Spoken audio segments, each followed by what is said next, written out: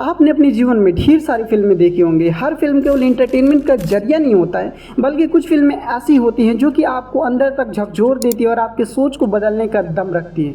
हर इंसान एक सपना देखता है कुछ बड़ा करने का, अपनी पहचान बनाने का, लेकिन ये रास्ता आसान नहीं होता। कभी हार, कभी धोखा, कभी अकेलापन, हर एक एंटरप्रेन्योर की यही कहानी है। सो आज के वीडियो में हम लोग साउथ की 10 ऐसी मूवीज के बारे में बात करने वाले हैं जो कि आपको बिजनेस करना सिखा देगी और आपको मोटिवेट करेगी और आपके अंदर घुस कर कहेगी उठ जा बेटा, अब तो कुछ काम कर ले। नंबर 1 मूवी है सराय पुटरू, जिसमें एक आदमी का सपना होता है कि भारत का हर आम आदमी हवाई जहाज पे उड़ सके, उनको वो हवाई जहाज में उड़ने का हक दिला सके।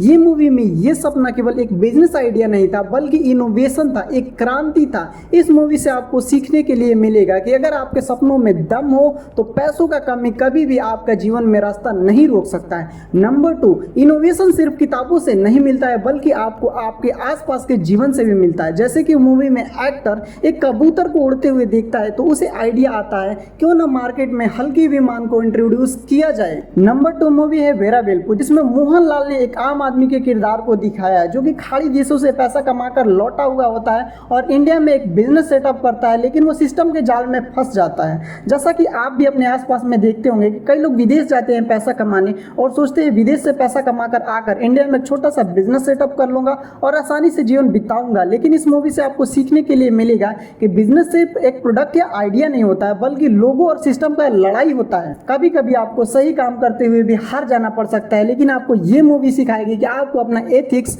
अपना ऑनेस्टी कभी भी नहीं छोड़ना चाहिए। नंबर 3 मूवी है बिजनेसमैन, जिसमें महेश बाबू के किरदार को एक ऐसा बिजनेस माइंडेड गैंगस्टर के रूप में दिखाया गया है जो कि क्राइम को भी कंपनी बना देता है। इस मूवी से आपको सीखने के लिए मिलेगा कि कैसे नेटवर्क, स्ट्रेटजी और सही टाइमिंग से बिजनेस में बहुत कुछ किया जा सकता है। मैं ये नहीं कह रहा कि इस मूवी को देख के आप गैंगस्टर गिरी करने लग जाओ। इस मूवी से आप ये चीजें सीखो, नेटवर्क, स्ट्रेटजी और टाइमिंग, एंड प्लस बड़ा सोचो, अलग सोचो और जल्दी सोचो, नहीं तो कंपटीशन का दौर है, आपको कुचल के कोई अगला आदमी आपसे बहुत ही आगे निकल जाएगा। नंबर 4 मूवी है महर्षि, जिसमें महेश बाबू को एक सक्सेसफुल अमेरिकन कंपनी के सीईओ के रूप में दिखाया जाता है। जब वो इंडिया आते हैं तो किसानों के हालत को देखते हैं और कैसे इंडिया में पॉलिटिक्स के थ्रू एक बिजनेसमैन किसानों के जमीन को हथियाना चाहता है, तो वो किसानों का आवाज बनते हैं और वो अपने बिजनेस में सिर्फ मुनाफा पे नहीं फोकस करते हैं, बल्कि समाज को लीडरशिप देते हैं। ये लेसन आपको देखने के लिए मिलेगा और आपको ये समझ में आएगा कि केवल बिजनेस में प्रॉफिट ही सब कुछ नहीं होता है, बल्कि लेगेसी भी मायने रखती है।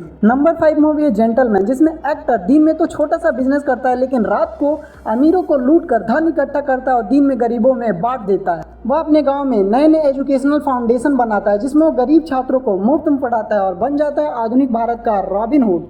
मैं ये नहीं कह रहा कि इस मूवी को देख के आप अमीरों से लूटो और गरीबों में जाके बांटो। इस मूवी से आपको ये सीखने के लिए मिलेगा कि अगर आपके पास में पैसा है तो सामाजिक उत्थान की दिशा में, एजुकेशन के दिशा में, हेल्थ के दिशा में आपको पैसे को इन्वेस्ट करना चाहिए। नंबर 6 मूवी है सरकार, जिसमें विजय सुंदर रामास्वामी नाम के एक एनआरआई सीईओ बनकर तमिलनाडु वापस आते हैं, लेकिन उन्हें पता चलता है कि उनके वोट के साथ में गड़बड़ किया गया है और भ्रष्ट चुनाव अधिकारी पहले ही उनका वोट डाल चुके हैं। इससे वो बहुत नाराज होते हैं और पूरे सिस्टम में ट्रांसपेरेंसी लाने का ठान लेते हैं। वो चुनाव लड़ते हैं और बहुत ही ज़्यादा भारी विरोध के बावजूद भी भ्रष्ट नेताओं से डटकर मुकाबला करते हैं और अंत में वो जनता के भरोसे के बदौलत जीत हासिल कर लेते हैं। इस मूवी से आपको सीखने के लिए मिलेगा अगर आपके पास में बढ़िया स्ट्रैटेजी और गुड लीडरशिप स्किल हो और ऑनेस्टी हो तो आप पूरे सिस्टम को बदल सकते हैं। नंबर 7 मूवी है काठी, जिसमें एक धोखेबाज असली हीरो की जगह को ले लेता है और बन जाता है किसानों का आवाज़। इस मूवी से आपको सीखने के लिए मिलेगा कि जब किसी कंपनी या ब्रांड का मकसद लोगों से छीनना नहीं है, बल्कि लोगों को देना हो, तो ब्रांड लंबे समय तक टिक सकता है। नंबर 8 मूवी है थन्नी ओरुवन, जिसमें एक तेज तर्रार आईएएस ऑफिसर को दिखाया गया जो कि मेडिकल फील्ड के बिजनेस के इलीगल एक्टिविटीज़ का पोल खोलते हैं अपने स्ट्रेटजीज के बदौलत। इस मूवी से आपको सीखने के लिए मिलेगा अगर आपके बिजनेस में एथिक्स नहीं है, नैतिकता नहीं है, तो आपको सफलता मिल सकता है, लेकिन वो सफलता आपके लिए टेम्पररी होगा। परमानेंट सक्सेस आपको अगर चाहिए तो आपको लीगल रास्ते से और नैतिकता के साथ ही चलना होगा।